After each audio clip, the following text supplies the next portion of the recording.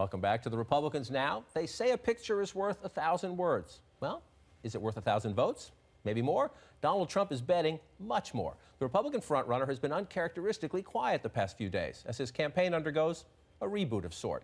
But he dropped by the 9/11 Museum in Manhattan on Saturday, something he hopes is a powerful silent message to any New Yorker thinking about supporting Ted Cruz.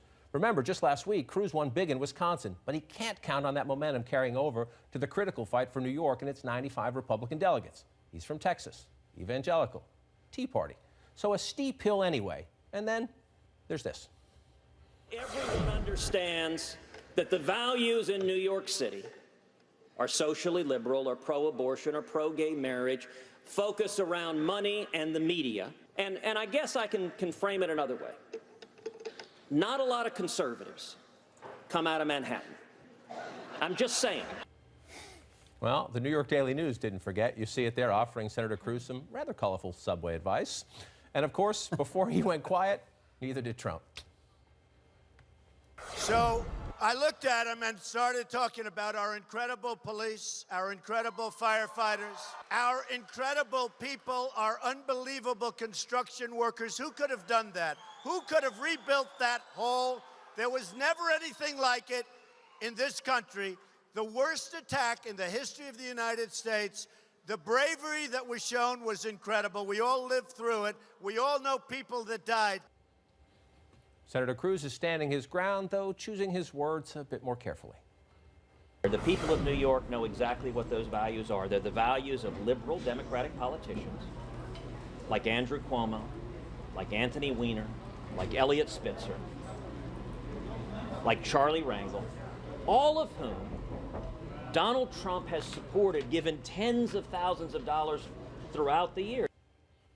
All right, so I think it's safe to say New York is not the most welcoming territory for Ted Cruz. But Sarah, let's start with Donald Trump. He has been uncharacteristically quiet. He's having what I call an adult intervention.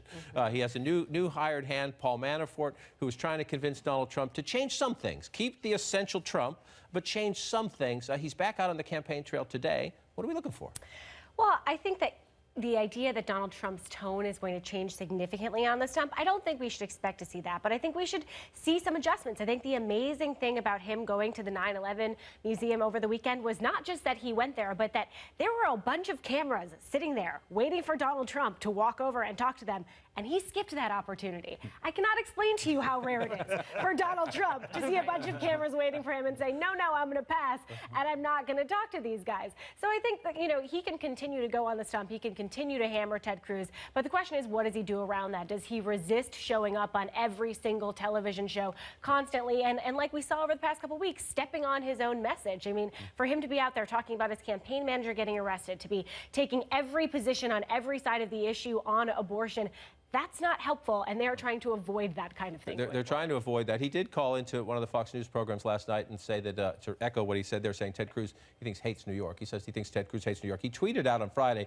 so great to be in New York, catching up on many things. Remember, I'm still running a major business. So he was trying to make the case. He was trying to make the case that he was doing his day job, if you will. But to Sarah's point here, they're trying to get him to be a more measured, I guess is the best way to put it, a measured Donald Trump. They're also trying to make sure that he gets 50% plus, statewide in New York, and then in each of those 27 congressional districts, because you fall below 50% in a congressional district, you lose a delegate. Conceivable? I think that's one reason why Ted Cruz is actually not backing away from that New York City values comment, because in upstate New York, there is division, particularly among conservative voters in upstate New York who don't look so well on New York City. So I think that Ted Cruz believes he can pull away some support from that part of the state. I think they recognize the polling difficulties. Winning will be very difficult, but if he can win some delegates there, it could be problematic for Donald Trump if he prevents him from making it winner. And that's why you get to see all these great scenes of Ted Cruz at a matzah factory and John Kasich eating half an Archer Avenue deli. I mean, because there's not a lot of Republicans in the Bronx, but if they can